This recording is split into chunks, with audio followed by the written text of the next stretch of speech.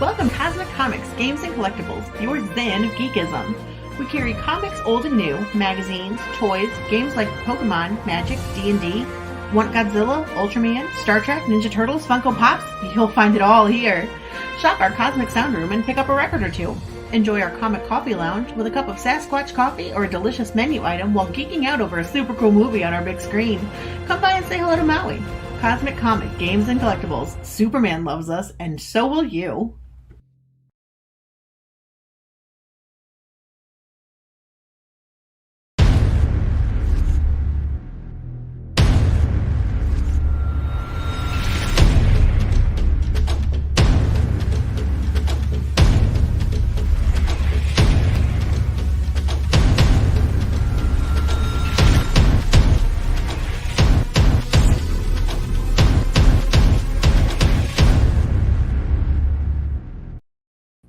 And good evening, everybody. I am RJ Carter, Senior Managing Editor here at CriticalBlast.com, where pop culture gets blasted. And tonight, this is a treat for me. I'm talking with you creators every single night about crowdfunding this, crowdfunding that. I've got an Indiegogo, I've got a Kickstarter. I'm just printing comics directly. But every once in a while, I get a name that, not that y'all aren't special, each and every one of you, and I know who you are. But tonight, I've got a name that I actually see regularly at my LCS. So, it's kind of like going to a convention and getting to talk to somebody. Please welcome with me to the show tonight, Mr. Jimmy Palmiotti. And Jimmy, you're doing double duty on your tag there. I didn't know if Amanda was going to show up with you or not, but I don't know. It just says that when I sign in. Amanda's working, so I don't know if I'm going to get her down here. She's got a deadline to hit, so it's going to probably be me. Yeah, it says Jimmy to me. She's here in spirit, unless she sneaks around. By the way, the ad for Cosmic Comics. I so want to go to that store. It looks like a great looking store. You can go watch a movie. You can hang out. You can pet a dog. You can buy some comics. I love it. It is the best store. It's a real boutique kind of experience. It's my LCS shop. Dave Dyer is one of the LCS guys. That's our bi-weekly Saturday night show where we just have retailers get together and kind of talk about it's a bitch session. This happened. My shipments came in. Yeah, my books are damaged. That's the latest one, right? All my books. We sold out, but sometimes it's we sold out of this, and can't wait to get that on the screen. So we kind of balance it out. No, it looks like a great shop. I love the idea that you can kind of go there. They have records, and I like all that stuff, right? Because it's an experience rather than just like a hit and run. Like pick up my books and go. Get your books. Yeah, he's the biggest retailer of Godzilla items on his side of the Mississippi River. No kidding! Wow. And the movie watching area, a couple of couches, couple of recliners. He's got all these movie posters, and my favorite is he has the movie poster for the Roger Corman Fantastic Four movie. Oh, I didn't even know they had a poster for that. I saw that a billion years ago, and it was definitely an experience. It was a product of its time. Yeah, I mean, it's still fun. It's ridiculous, but it's fun. Well, the thing is, Dave runs conventions, and he run a lot of pop culture and horror conventions, and his poster is autographed by every single member of the cast, including Roger Corman. That's pretty cool. It's a very cool thing. No, I love it, and I'm glad that you feature them on the show. It seems like a very worthy store. So if I'm ever there, I'm going to go. If I'm ever in the area, I'm going to pop by. Come to St. Louis. You can go over to Belleville, just across the river, and he'd be thrilled to have somebody in the store like you, sir. Awesome. So tell me a little bit about Painkiller Jane, because she is the titular. I don't know. I hate saying it the other way because it sounds like we're talking about Bad Girl Comics again. Yeah. Well, so Jane is a creation. Joe Quesada and I came when in like 94, 95. We started putting out our own books through a company called Event Comics, and the company was basically me and Joe, and we had a lovely lady, Lori Braddock, who helped us out with the company. And we put out a book called Ash, which was a fireman superhero. And we also wanted to do a bad girl type book, which was Painkiller Jane. but we wanted to do it a little differently, a character that was a little counter what was going on at the time. So again, this is mid-90s, where it was Lady Death and She, and a lot of independent characters, and we had the idea of doing a woman that was a cop in New York that became sort of like, became a superhero, and in the process stayed a police officer, but off the books, a little, and we wanted to do something adult, and we wanted to, we approached the sexuality of the character, we approached the darkness, because she's a very dark character, even though the people around her are very positive. And I've been writing on and off stories for her for years. I mean, I've always kind of had a Painkiller Jane book in the works all the time, and over the years, it came out through Event, and then it came out through Dynamite. We did 2 series through Dynamite, and then we did a couple of books through Icon, which was Marvel's label. And then I'm just doing them now as like one-shots through Kickstarter. So it's kind of a character that never left my side, even though I've worked on like 1,000 other things. In the meantime, I've always kind of had a place in my heart for Jane. And then with the one-shots, I get to work with different artists and write stories. Pretty much like this, the book out now, the book we're kickstarting now is like a new adventure of Jane. She's in Italy. It's very adult comic. It's not for kids. There's nudity, there's violence, and it's kind of like I got to work with Romina Morelli, who's an Italian artist. So I set the whole story pretty much in Italy, and plus I've been to Italy a lot. So it's been a character I revisit every year or so, and I love working on her. It's probably the most fun I can have in comics. Mike Walters in the chat is asking if this is related to the TV series, which yes, it absolutely is. Yeah, so the TV series was there was actually a 2-hour movie, and then we got a series with Kristana Loken that was 22 episodes. It's related to it in the fact that I worked on the TV series, and I worked on the comic, but the TV series was like sort of a different mix, because it was for the Sci-Fi Channel, and when we sold it to them, they decided to change the characters. They put it a little bit in the future.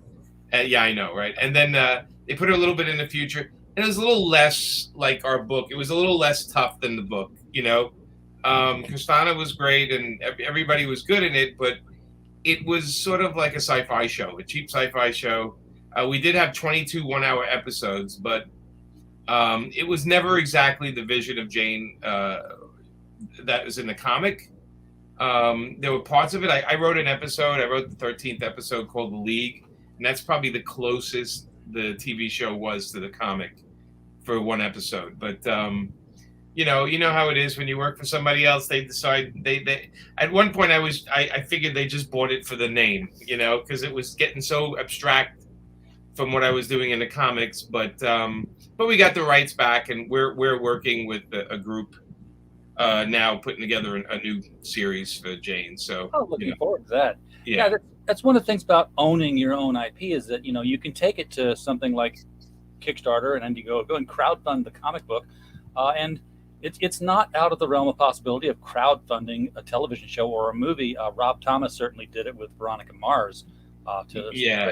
I mean, it's good to be that established. TV series are very expensive, right? So anything you shoot there's so much expenses to it. When you're around TV people, they talk about $5 million like it's $50, and I sit there and they say $5 million, and I'm just like, oh my god, I just give me the $5 million and then do whatever. It's so much money to shoot these things, but the good news is that people can shoot movies on their phone now as long as they have a good idea. So I do love that fact of it, but we are a generation of production. We love production, and I think COVID taught everybody how important TV was. It's funny you say that, because I got to do a video interview in St. Louis without my laptop. I had to use my iPhone for Margaret O'Brien. She was doing the Meet Me in St. Louis TMC in your hometown. Very cool. And I was in line with, channel this and channel that, and, big cameras and tripods and all that. And it's like, your turn. I sat down. She's like, where's your camera? I'm like, it's right there on that counter. She's like, you're serious? And Ben, and I can't ever say his last name, the guy who does the hosting on TMC for all these things, he's like, oh no, Margaret, people are filming entire movies on that camera now. She's like, really? So I felt like, I'm higher tech than these little guys here. Yeah, I mean, look, the iPhone 12 and the 13 have these amazing.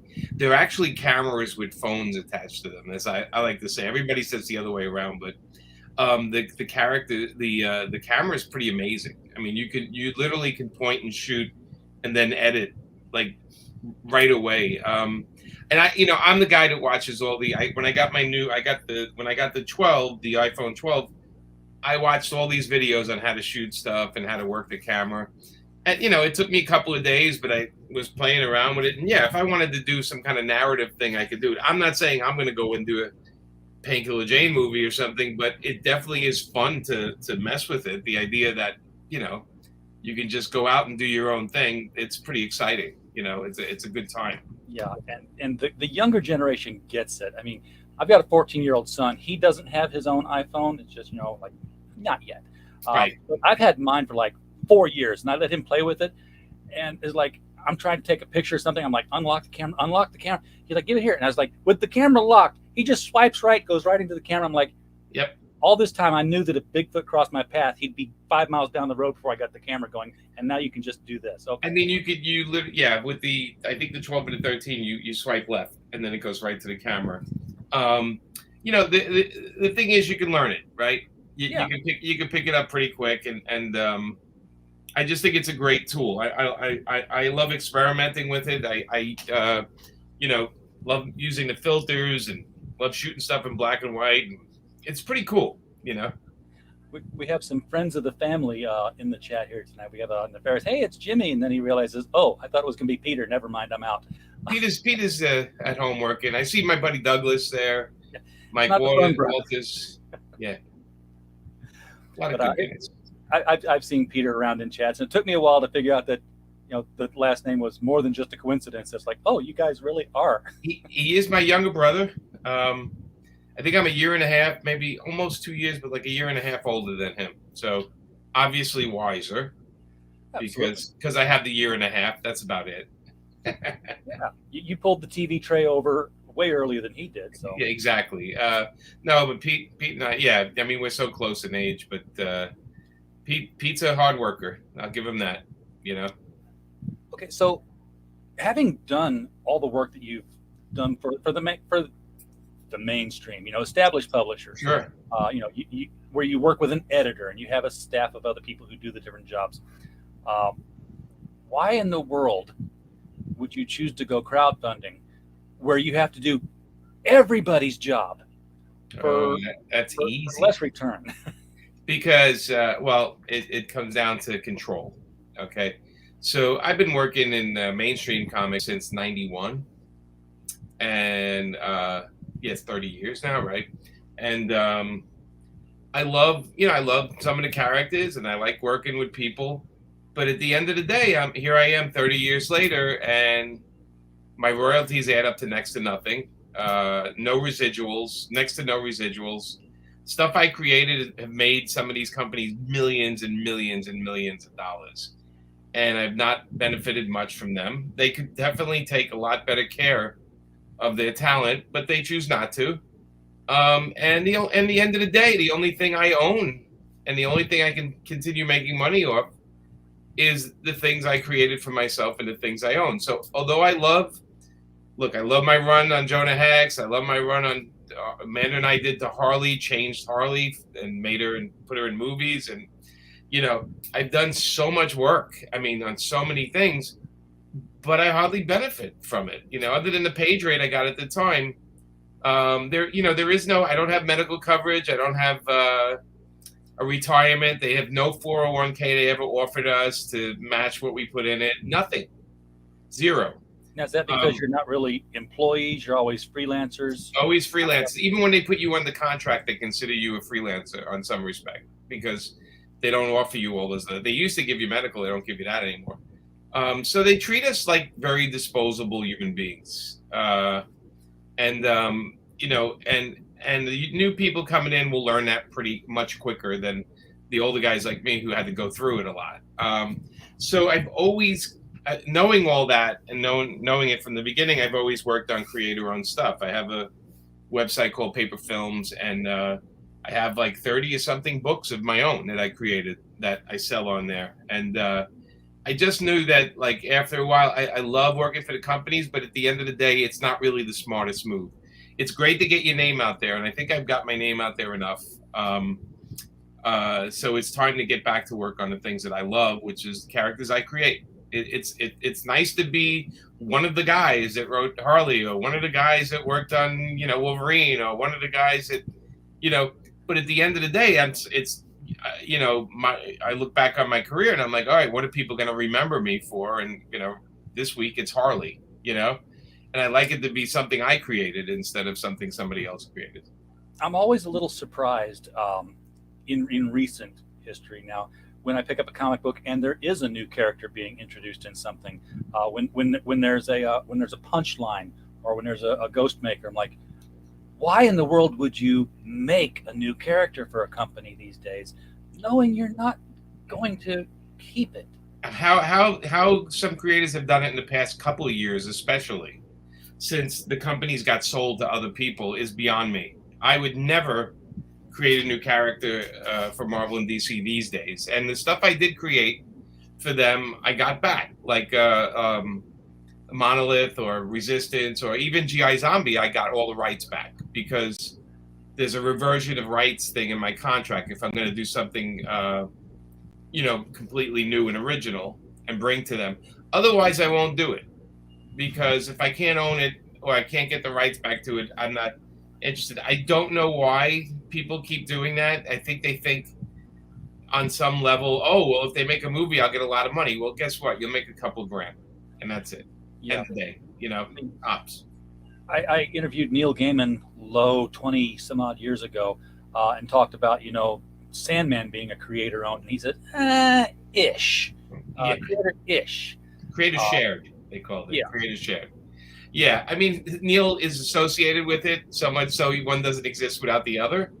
And, but, you know, like I said, I wouldn't, these days I wouldn't. And, you know, you could see, you look at the Marvel and DC comics, you see what they're doing. They're just getting rid of anybody that gets paid a lot and bringing in new talent, you know, and new talent will work for next to nothing. They know that. And, you know, they've always treated creators like they were disposable, and they still do. And I think with COVID, I think it got even more extreme. They just fired half of the editorial staffs. They, you know, yeah, I think a bloodbath. They've shown their true colors, and you know, and I honestly can't be. I will work freelance for them for here and there if it's interesting, but not full time.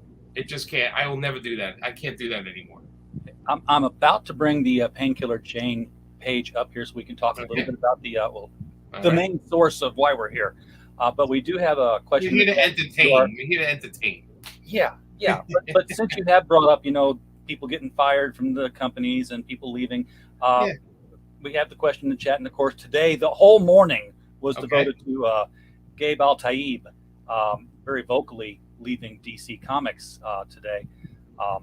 Maybe I don't know if he left them today. I think he's basically announced that he's letting his contract run out. He's not going to.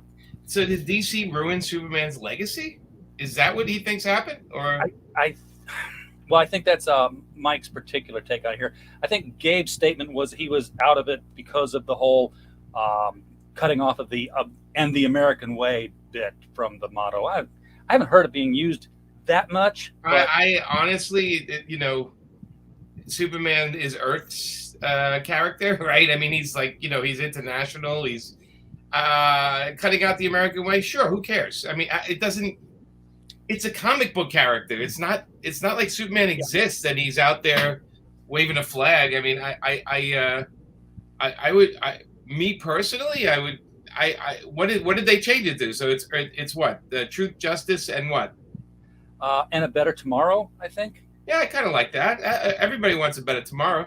I believe that Truth, Justice, and the American Way was a trademark slogan that they lost a trademark on back in 2007. So it's like, Yeah, I mean, I'd like to see Superman carry an Italian flag. I don't know, whatever. I mean, I don't even remember him saying that in the comic book, but I guess it sounded more like the TV show, than the.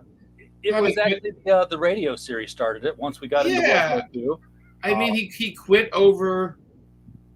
I'm not following the story, but he quit over the legacy of Superman. So because he changed the wording for A Better Tomorrow, I hardly think that's them fighting words. It seems like A Better Tomorrow is something everybody can get behind. It seems like a very Superman thing to say, right? A Better Tomorrow. Yes, and of course, it's also not the historic Superman's statement. It's the new Superman, the Jonathan Kent, who comes with his own set of baggage that people talk Superman about. Superman was a robot. Superman was red. He was blue. He was electrical. Yeah, I don't know. If somebody wants to quit over it, that's their choice. It's a part of being freelance, right? You can choose to take the work or not. If he wants to make a big stink about it, then that's on him. My thing is going in and working for these companies. I don't own these characters, so I don't control them. They tell me what I can and can't do because they own them. Yeah, from what I understand, and from what I saw on Gabe's own video statement, I guess his grandfather and his father were veterans. His grandfather was in World War II, so it apparently strikes a strong chord in him, for that phraseology to be changed. Which it's going to impact different people different ways. So to me, the American way seems to be wanting everybody's future to be a better tomorrow. So I don't, it's interpretation, right? He's interpreting it as a slap in the face. I'm interpreting it as it's a very American thing, a traditional American thing for want everybody to do well and have a better tomorrow. I think that's the beauty of the United States is all people from all different places, all having the American dream of having a better tomorrow. So I don't think I get it. Look, my dad was in World War II, and if I asked my dad, hey, do you think they took away American name, make it better tomorrow? And he'd probably say the same thing I did: is yeah, we need a better tomorrow. Yeah, exactly. But you know what? It's up to it's this guy's choice. I don't know, Gabe. But it's his choice to do whatever he wants. You don't have to. If he leaves the book, there's another guy waiting to take his job. That's how mainstream comics are. If you want to make a statement, that's up to him. That's always his choice. A lot of talented creators out there, and I'm seeing so many of them come up through crowdfunding. A lot of people in Brazil, a lot of people in Portugal that I'm working with and doing shipping for. And and speaking of crowdfunding, here we go. Love redheads with freckles in kick-ass positions. And for all you people who were here for the Rags interview, you know what I mean. So we talked about who she is and the history on it. Doing a crowdfunding for Painkiller Jane. Yeah. You mentioned that Painkiller Jane was a creation by you and Joe Quesada. Correct. Joe's name's not on the Kickstarter, so how does that work? So Joe's on the inside. It says character created by Joe and I. Well, Joe works at Marvel Comics, and while he's at Marvel Comics, he can't do other things. Obviously, he has his hands full over there for work 24/7. Yeah. So Joe just tells me, take the character. I mean, Joe wants the character to be live and be in people's minds, and he knows that I have the focus, and he's focused on other things. But Joe's credited in every book. But it's we're partners, so we just talk, and he says, "Yeah, go do a Jane one shot. Great." I didn't know if you had to work out contracts and slices of profits and stuff like that. No. Joe and I have, we're buddies, so we're friends. So we just call. I just talk to him, and I say, "Yeah, I'm gonna do another kid." He's like, "Great," and there's no problem. He's got other things he's working on, all the time. Both of us are busy, but he understands that I want to keep the legacy and the character out there by doing these books. So he's great. He's all in with them, and I make sure he gets the comics. That would be the most important thing for me. Yes. I want a copy of all the books I produce. So yeah, no, look, I'm a I'm a huge fan of Joe's work. So I mean, it just it all, we take care of each other. We're buddies. So Now this is, as it says here, this is the 17th Kickstarter that you guys Yes. have done. Yeah. Not necessarily the 17th Painkiller Jane book. No, it's so the paper films, you'll see it says paper films 2 created, 39 back. So I have a paper films Kickstarter and I have a Jimmy Palmiotti Kickstarter. Jimmy Palmiotti Kickstarter has more books on it, but for the paper films, I wanted to have a second kind of label under my Kickstarter, so that's why it's such a low number. Because if you go to my other Kickstarter, it says Jimmy Palmiotti, it says 16 back. 16 created and like 800 and something back or so, But I created this separate account because some of the projects fall into different categories for me. And like for this one, we had this running while we were fulfilling the other my last one, which was Rage, and we were all set to fulfill it. And then we had binding problems. There's a shortage of paper binders. I'm running into stuff, but we actually getting the book shipped to us tomorrow. So the key to Kickstarters is to keep your audience updated, and I update them every week of where everything's going. So I asked them, I said, look, Rage is running late because of the printer, and I send them actual photos. I have the printer take the photos of the book on the press so I can show people where it is at. And then I sent out a mailer to everybody. I said, look, I want to start the Jane one, but you didn't get your the other book yet. Is that an issue to run it for you guys, for me to run it at the same time? Because I can wait. And it came back 100%. People said, no, run it at the same time. You've never been late. We've never not got your books. So run as many as you want. We're going to back them. So it's very nice reply from people. I think out of like 160 people, one person said, I don't know, maybe that's a lot of work. But the rest are pretty much do what you want. So we ran Jane. And, this week, because tomorrow I get the books, and then I spend the next week and a half to 2 weeks mailing out the I think it was like 800 of the Rage books, and Jane will be done in 2 weeks. We have 2 full weeks on Jane left. Yeah, the paper shortage is really hurting everybody right now. It's worse than you think, because first off, there's a cardboard shortage. And why is there a cardboard shortage? Amazon. Really? Yes. I'm listening. Amazon has bought up all the cardboard, obviously everything comes in an Amazon box. There's a paper shortage. There's a quality paper shortage. So there's like different weights a shortage. We had a problem with our hardcovers because there was no binders. They had the hardcover done. They had the book done. We needed the binders to put the books together, and there was a lack of binders. So it finally got done. But like I said, I think the trick is to keep everybody. Look, Todd McFarlane talked today about he had a lack of he had paper shortages for his new Spawn book. Yeah. So it's a real thing happening. But eventually they do get filled. Things get delayed like 3 or 4 weeks. And you got to remember, Marvel and DC and the bigger companies are out there buying as much paper as they can.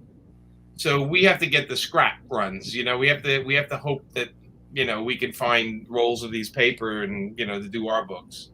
It's kind of crazy right now. They want us to be late themselves.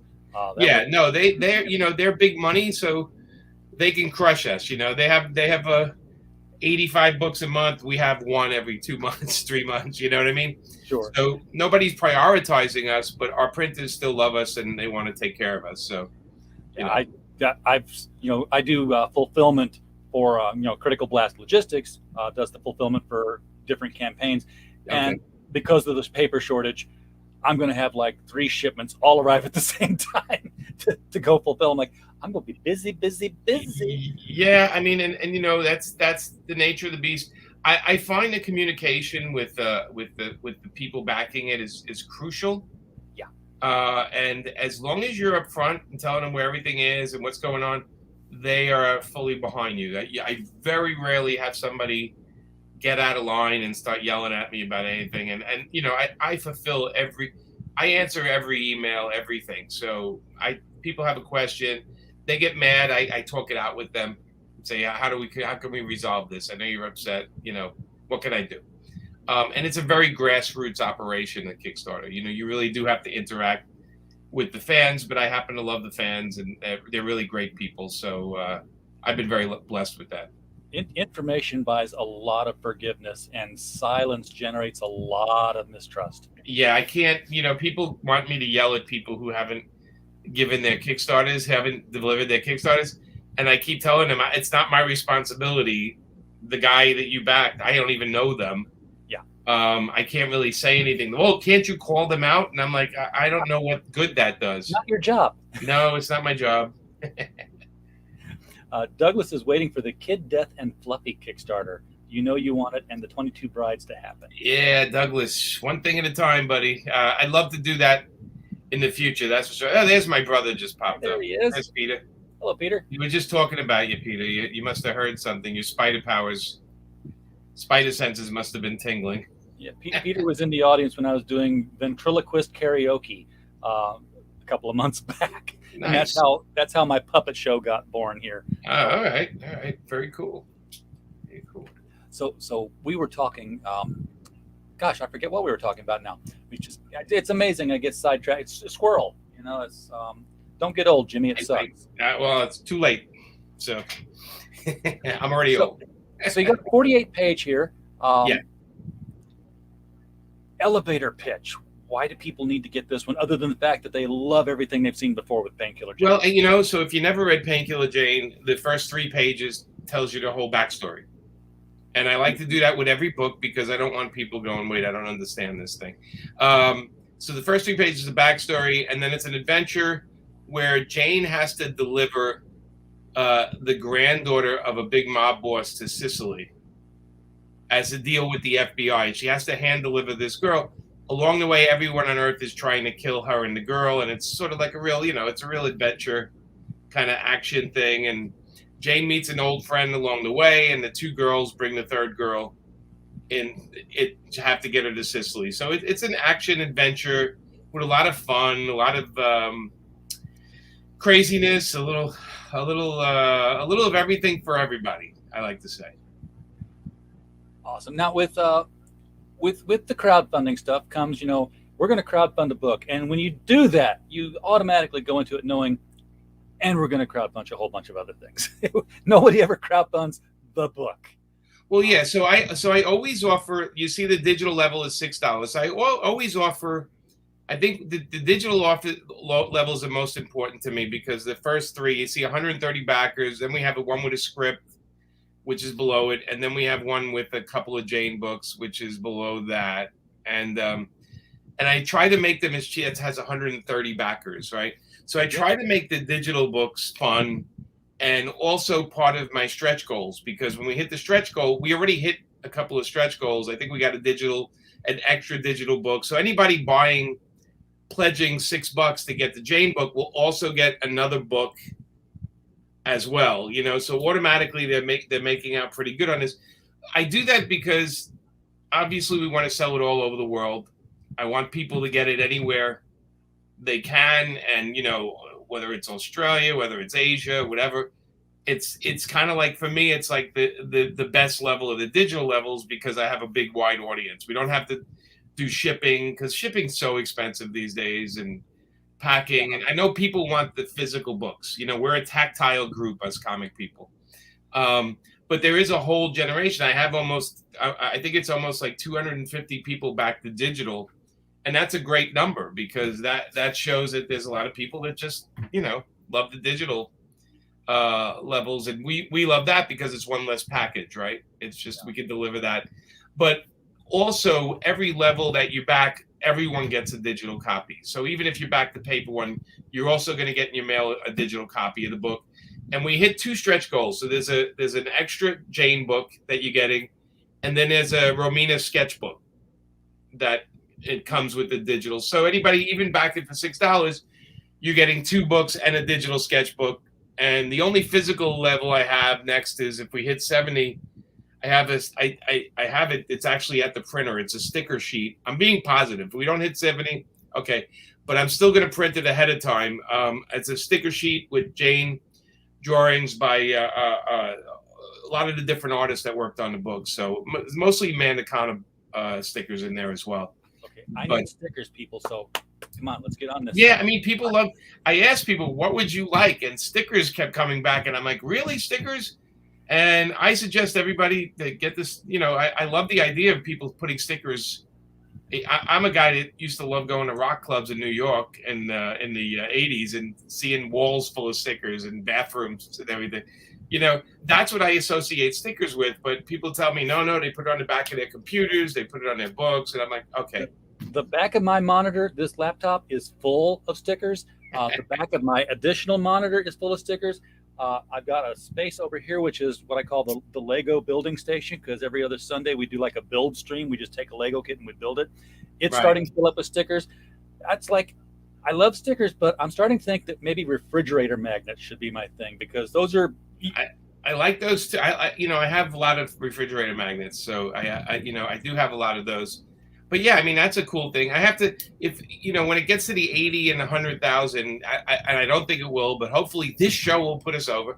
But anyway, those things I was thinking of, like, all right, what else can we make? I have a little time, right? If we do get to that, then I want to give something really good. I obviously, I've never had anything go higher, really,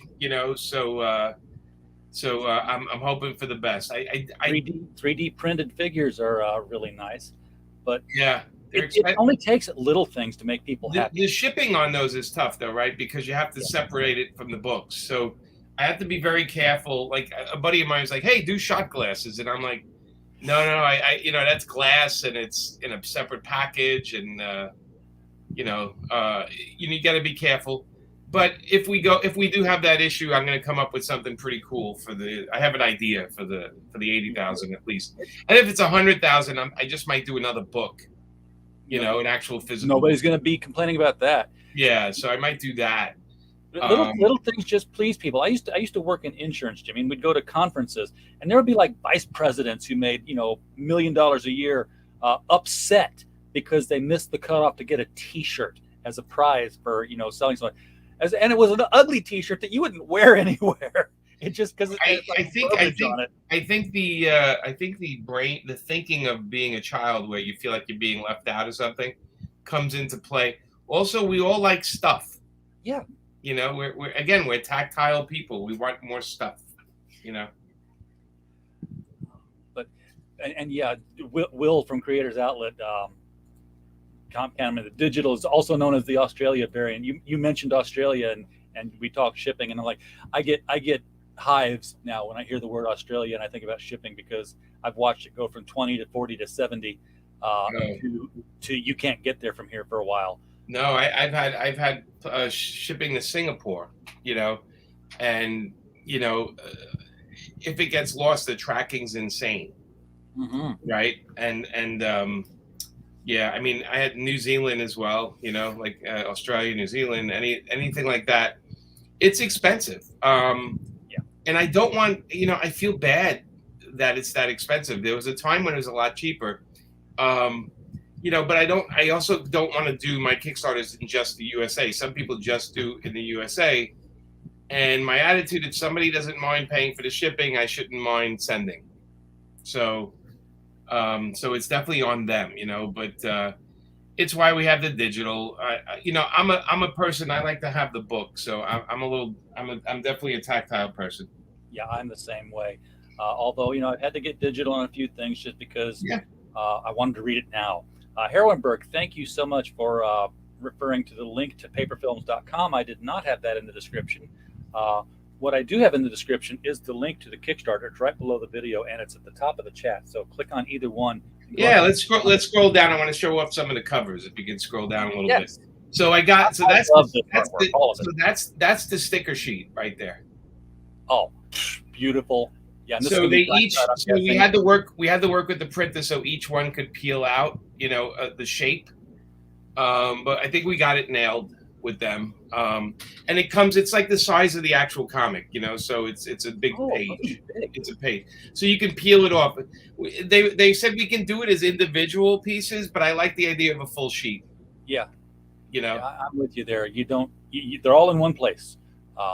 So the first cover there is the Josh Burns image, which is beautiful. I met Josh. He was doing covers for Red Sonja, and I grabbed him and said, "Can you do a Jane piece?" And that's a stunning piece. Yeah, it is. He's just So Jane's very healthy chest-wise there. She's not always that healthy chest-wise. Nothing wrong with that. No. I mean, I'm just coming from the guy who worked on Power Girl. You're used to that. That's true. Although Jane's a little slimmer built, but I can't blame Josh for going that way. And then the next cover is Bill Sienkiewicz, and it's a beautiful cover. It's Jane is in the car and she's rolling down the window. She's obviously, the background is Italy. She's rolling down the window because standing outside the car is these bad guys. You see them all smoking, and it's just a beautiful cover. The more you look at it, the more the image starts sinking in what it is. Yeah, this is very much a mob movie poster right here. Yeah. And there's Jane, looking badass, and So Bill Sienkiewicz is a good buddy, and then this is a cover by J.G. Jones, who I worked on, way back when in Marvel Knights with Black Widow and everything, and Brian Haberlin was the colorist on it, and JG's just amazing, and it's the three girls in the book, and so these covers are very limited. So when you back them, we only print them to order.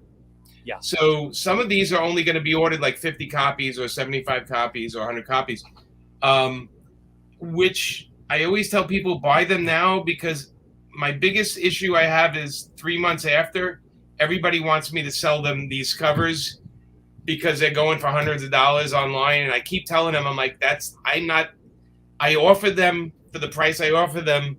I can't, because the last campaign I had Pop Kill, I had an Adam Hughes cover, and now it goes for like $1,000 because we only had a couple of hundred of them. And it's like that. So I always tell people, buy it while you can, because I don't have extras for you. We don't have it. We print them to order. We do print extras because I have to allow for damages, Yeah, you got to have a safety margin. Yeah, because sometimes the boxes come dented or whatever. But I don't have that many. It's funny, the Adam Hughes one, I don't really have any more of them, and people, if you look on eBay, they're like from $800 to like $1,200 each, and I'm like, okay, I'm sorry, but that's the print runs are low on these books. So I don't go back to press. I just figure that's the collector I'm making happy. A lot of people buy the sets, of the covers. And what they do with them afterwards, I hope they read one of them. But some of the guys buy them and they make a business out of it. Yeah, it's like house flipping or your comic flipping, which we've been doing for decades. Yeah, I mean, it's nothing new. At least what I try to do is make the covers amazing looking. So at least if they're gonna buy them, they're almost like little mini posters, Yeah, and this J.G. Jones one is amazing.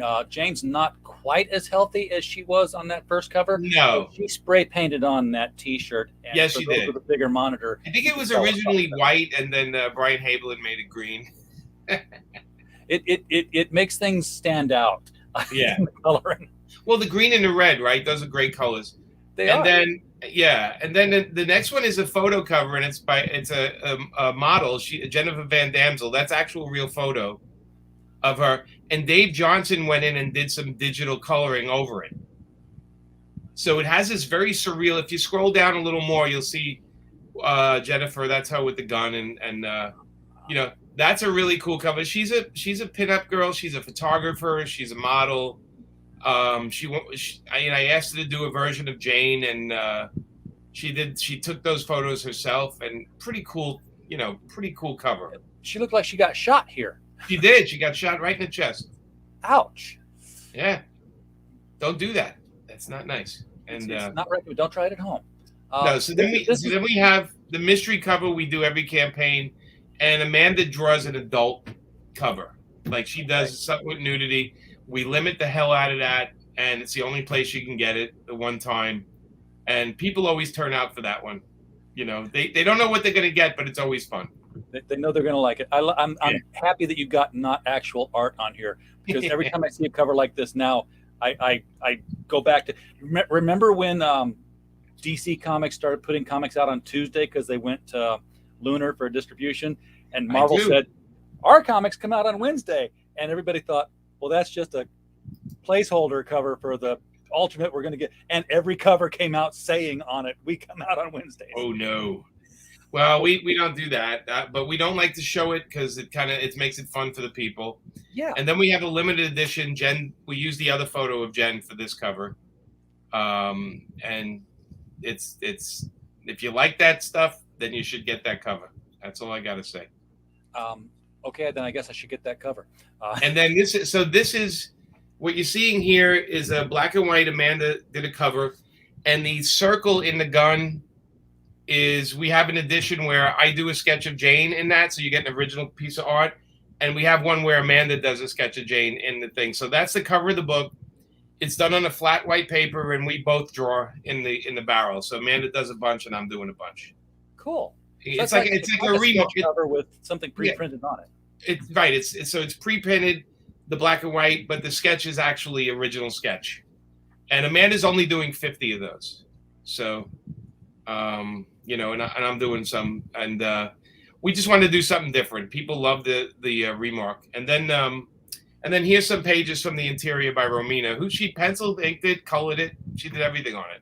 Oh, okay. So she did everything from the blank page to the finished page then. Pretty much. The only thing that wasn't done was the lettering by John J. Hill. And but yeah, the art's beautiful. I mean, the art's, we covered up some stuff because you know, because Kickstarter. Not for kids. Yeah, you got to do it for them. And I'm glad this was a preview page, simply because it does make it quite clear that this is not something you want to buy for your younger readers. I want to be clear because sometimes people will go, I didn't know it was an adult book, even though the description is adult book, you know, but whatever. Well, you gotta push it home. You gotta push it to them and say, look, that's what's going to happen in the book. It's not that there's no sex. There's no like sex stuff, you know, it's nudity though.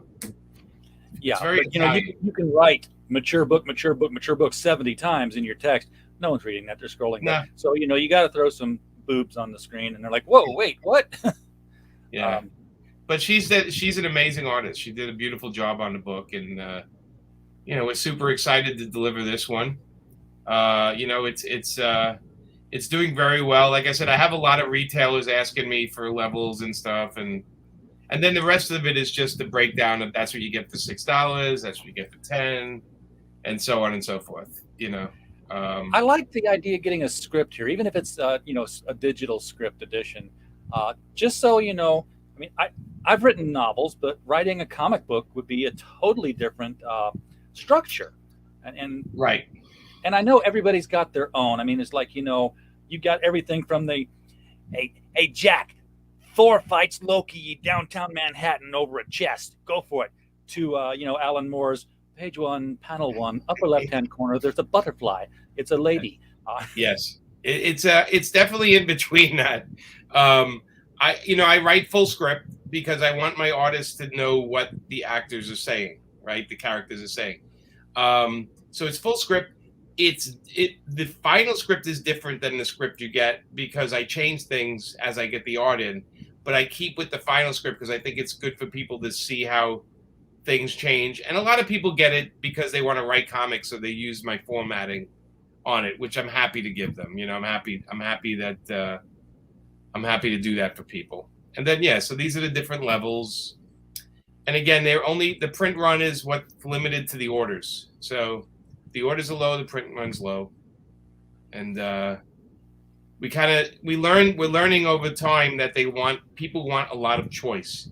We used to only offer 3 or 4 things, and now we're realizing, no, they want to pick and choose what they're getting. And it's very interesting because it's counterproductive of what I thought people wanted. People just kept saying to me, you don't have enough levels. I want variety, or I want packs, or I want groups. And I realized that, okay, because on some level, it's like going to a store. They want to have a choice. And I realized I used to do only like 3 or 4 things. Now I do like 12 because I'm like, people want to buy that way. They want to have a lot of choices. And you know, it costs a little more printing wise, but at the end of the day, you want to give people what they want. If you want to stay in business, yes, you give the people what they want. Yeah, I mean, you know, getting Jen on a cover like that, I mean, people want that. You know, do you take advantage of the add-on capacity that Kickstarter has? We do. So when you put in back to Kickstarter, you have add-on capabilities. The add-on capabilities are a lot of the other levels, and then a couple of other things that we put on sale, like some other old trades of Jane or some cool stuff. So there is. So when you, even if you back it at $6 level, or you back the $20 book, you can go in and still order like 3 or 4 more things if you want. You know, that's up to this is our first time using the Kickstarter add-on process because it's pretty new. Because I've seen people have like 6 or 7 variant covers plus the T-shirt, the hat, the beach towel, and then suddenly there's 50 tiers that you got to figure out just the right one. And I can see where we'll get to a point now where with the add-ons it'd be like, here's the book. Yes, look at this big page of all this other stuff. That's on the add-on page. Buy the book and move forward. Right, and that's, we learned that because Kickstarter said people were asking for that. We used to pay a separate service for that, and with the separate service, it was like another 10 or 8% or something like that, and it cost us money to do it, but it also would add some money to the campaign. Now people do it when they back it, and it's great because I had people tell me I backed the regular one, but I really wanted one of Amanda's covers, so I added that second. And I'm so happy I can get both, because the biggest thing we used to have is people going, I want to back 3 levels and I can't. I can only back 1. And I'm like, yeah, that's how it used to be. So they're learning, and we're accommodating, and we want people to walk away happy when they get those packages. We want them, anything signed. We have this beautiful color certificate of authenticity that comes with each thing.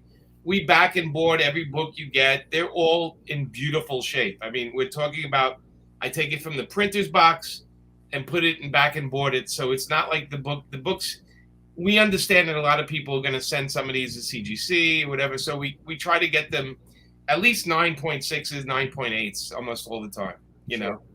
We're very careful with that. now this limited JVD cover here, this comes with a random photograph. Now the pictures look like Polaroids, and it doesn't say how big the picture's going to be. So they are Polaroids. They are Polaroids. And she signed them, but I think we sold out of that level already. I'm not surprised. Yeah. So what she did is when she did the photo shoot, she kept taking Polaroids to test the lighting. And then she sent me 15, and she says, look, I only have 15, but you can offer it. And I'm like, okay, see if anybody wants it. And yeah, so we got, people wanted it.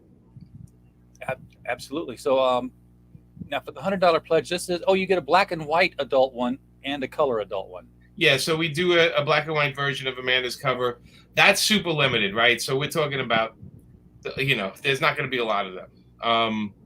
That's for like real collectors. And then this one is, so this is a level where I do a hand drawing in the barrel of the gun. And you also get the certificate, and also you get the digital, and also the rewards, all the rewards, all the bonuses, the add-ons. So you get all that. And then we have this as the set. So you get all the books and all the certificates. What I call the Pokemon tier. Yeah, so it's 160, and you get the 6 books, the signed. Amanda signs a mystery cover. They each bag boarded certificate of authenticity. They're inside a separate bag that goes into a cardboard box, and then you have the whole kit and caboodle. And then here's the ones by Amanda. There's a couple left. Amanda doesn't, it's a remark by Amanda, so there's only 50 of them. So if you couldn't afford her pages, which are very expensive, it's something you can get. And then this is a mystery box thing, which is all the books, and we fill it with a bunch of other stuff. You don't know what it's going to be, but it's guaranteed that it's worth way more than $300. What a great way to clean out the office. Yeah, no, we put some crazy stuff in there too. Some old comics and a little bit of everything. And then these are retailer levels. So this one is a retailer level. It comes out to like 60% off cover price for the retailers. So if they have it in their store, and I sign all of them. Yeah. And then they get one of Amanda's covers. So if you're a retailer, you can sell them for the full price or anything you want. And that'll cover. And then if you scroll down one more, it's even more worked out. If you go to, oh no, we don't have that one. Okay, yeah, that's the only. There's another retailer one. It's a little more expensive. It has a lot of books, and we hardly ever sell those. So yeah, the 500 is the big retailer one. I don't think anybody backed it, but that's 25 books, which probably works out to. I see 2.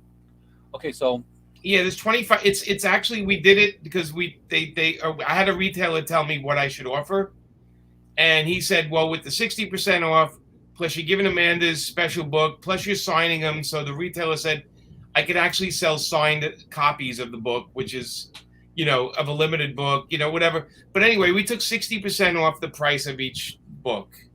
And that's what a retailer, when they get their books from Marvel and DC, it falls in that category of Marvel and DC. So, but we hardly ever get anybody order those. We always offer them. And we always have it 2 weeks after people go, oh, I want to get these from my store. And I'm like, I've been telling you this whole time. Yeah. We do these. I don't think a lot of retailers yet have picked up on the whole. They don't like it. They don't like it because they think we're trying to avoid the stores on some level. But that's why I offer that, because I'm like, okay, and that's why we sign them. Like because I want to make them special for them. And that's one more cool thing about Cosmic Comics in Belleville is that they do have a section for crowdfunded books because he takes advantage of those tiers. That's pretty awesome. Yeah, and we're always willing to work with a retailer's needs. So that's why we have paperfilms.com. If they really want to get in contact with us and say, look, here's what we need for our store, we can work out something. Right. Well, the one thing that's a nicety about Kickstarter that I do not like when I'm running a show is that it auto refreshes everything as far as the pledge levels go. So if I'm doing an Indiegogo, I can scroll up to the top at the end of the show and hit refresh and say, and we did nothing for you.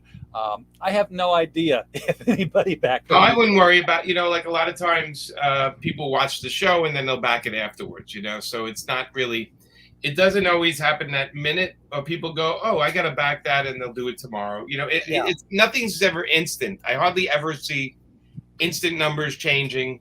Not unless it's a launch day or a closeout stream. And yeah, my launch days are chaos, right? Because the launch days, we hit our goal, which was 35 grand, in less than 24 hours, right? So the launch day is always crazy. See, I have 14 days. These are interesting 14 days because people still discovering it. I'm doing more press on the tail end than I'm doing on the front end. It's funny because no matter how much I go out there with this, there's people that still say, I didn't know you had one, or I didn't know, it happens every day. All the time. And as much as I put it on Twitter or Instagram, people still on Twitter will go to me, I didn't know you had a Kickstarter going. And I realized that that's how the feed works. It just goes by, and that's the end of it. So you have to constantly update links. Yeah, it's tough because it's grassroots, so it's always word of mouth. Peter's messing with me. He said it was at 900 backers before the stream. Yeah, several days before the stream, it was at 900 backers. Thank you, Peter. But yeah, at this point in a Kickstarter, Jimmy, this is basically what I do. Hey Siri, remind me in 13 days to back Painkiller Jane. There you go.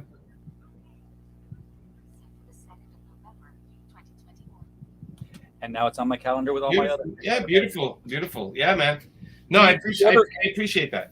Do you ever think about carrying a Kickstarter over to the other, the Indiegogo side of the house? So with Kickstarter, I can access everybody that's ever backed any of my Kickstarters. If I go to Indiegogo, I have to start from scratch. Right, but you don't have to give up what was on on your Kickstarter. You mean run them both at the same time? No. What people generally do is they run their Kickstarter, and then when the Kickstarter concludes, they move over to Indiegogo. Some of them, like cosplayer Karen Nicole, actually even roll over the funding to Indiegogo. So if they say, hey, it's a $500 flexible goal, and here's $66,000. Now you're like 80,000% funded. Indiegogo's algorithm says, yeah, we love this project. Throw it on the front page. And you hit a new audience. So you're saying that because I'm learning something here now. So let's say we hit 66,000, and then I start an Indiegogo campaign, I guess, offering some of the stuff, right?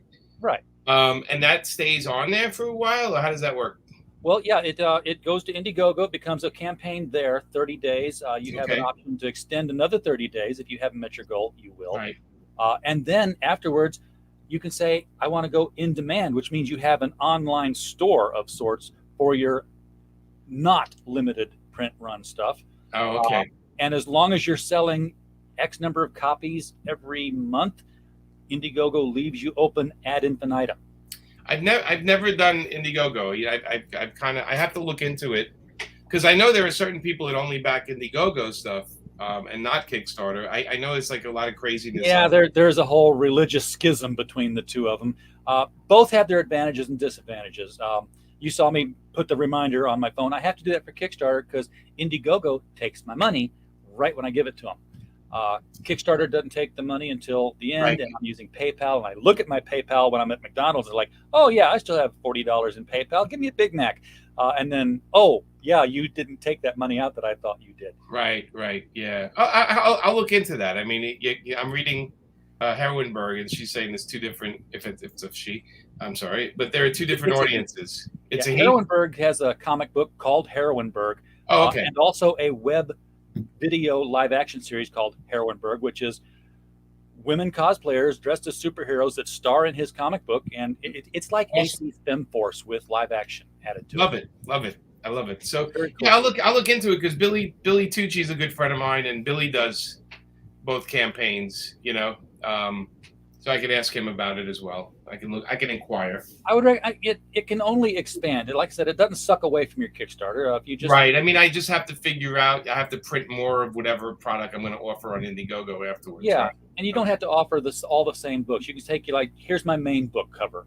We're Right. going to offer it on Indiegogo. That way you can have one that you keep in print. The others remain limited. You could even have a brand new cover, Jimmy, that says Right. Just for exclusive. Indiegogo. Yeah, Indiegogo exclusive. That's probably what I would do. Is In which case your Kickstarter people will say there's a new cover and come over and get it. yeah, I don't want to screw them either. I got to figure it out. I'll figure it out. It's a good idea though. Thank you. Dojo says that Billy will be able to tell you all about it. So Yeah, so he's a good man, Billy. We love Billy. we've gone 2 minutes over our hour. Well, But that happens when we have good conversation. So thank you so much for this. It was a lot of fun, and I learned something. So what could be better? absolutely, Jimmy, thank you so much for coming on our show. I really do appreciate you being here, and hopefully it won't be the last time. We'd love to have you back for your other projects. Absolutely. Everybody in the chat, hit that link below the video. Get out there to Painkiller Jane and throw this thing some money. It's almost double back. I want to see 70,000. I want my Well, sticker. show me the power that Critical Blast has. So back to Kickstarter. Show me the power behind it. Jimmy, you're daring people to refund as well. that's the power we have. We kill campaigns. No, I'm No, I don't believe that at all. All right, man. Well, listen, this was great. Thank you so much. Thank you, everybody in the chat. Thanks for coming. We don't have a show without you. And as always, we just hope you had a blast. Good